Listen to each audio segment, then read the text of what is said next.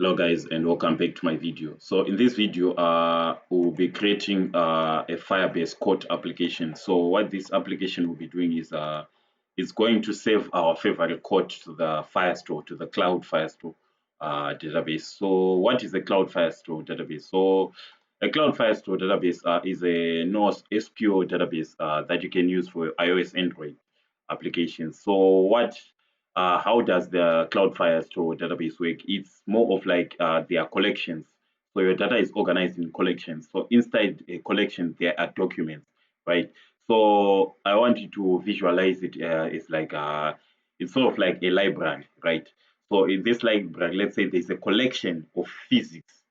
There's a collection of physics textbooks, and then inside those collection, they are physics textbooks, right? So the textbooks are the documents, right? But the collection, it's a collection of physics documents, or a collection of movies. Let's say it's a collection of movies, and then inside there are documents of movies.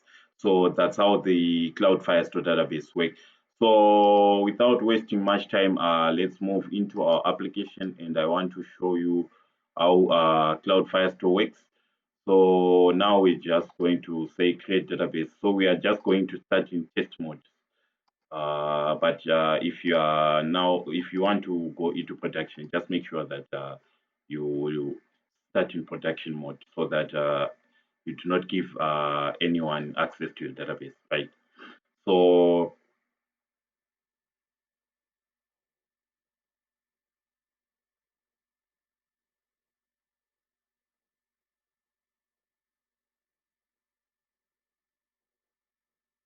okay, as you can see here, we can start a collection. The collection ID here, let's say the collection is books, right? We have a collection of books, and then next we want a document. Let's say we have a physics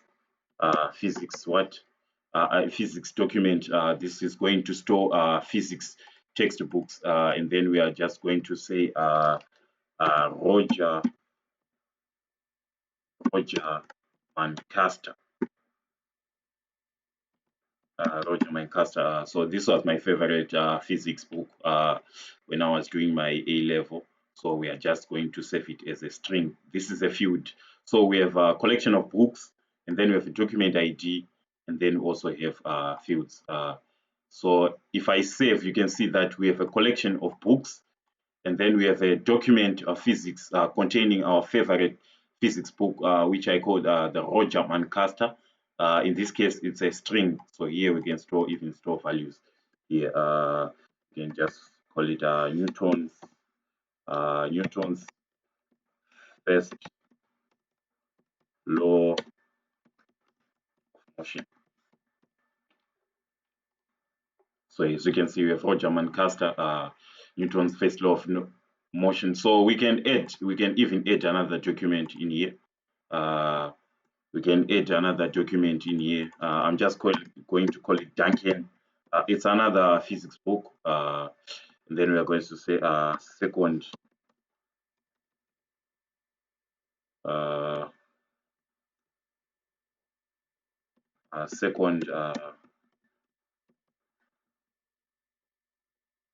Sorry.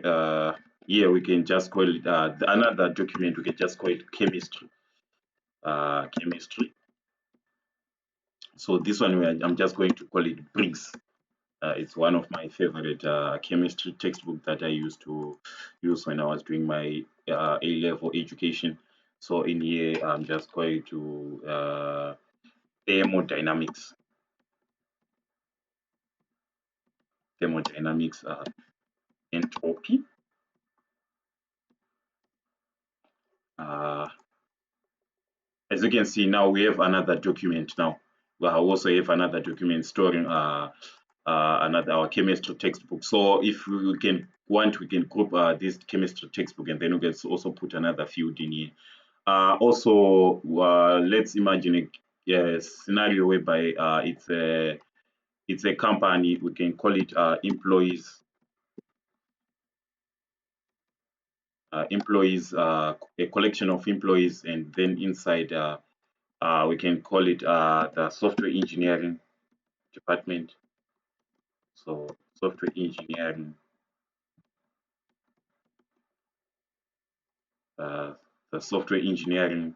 We can also add another document for the, let's say, let's call it the machine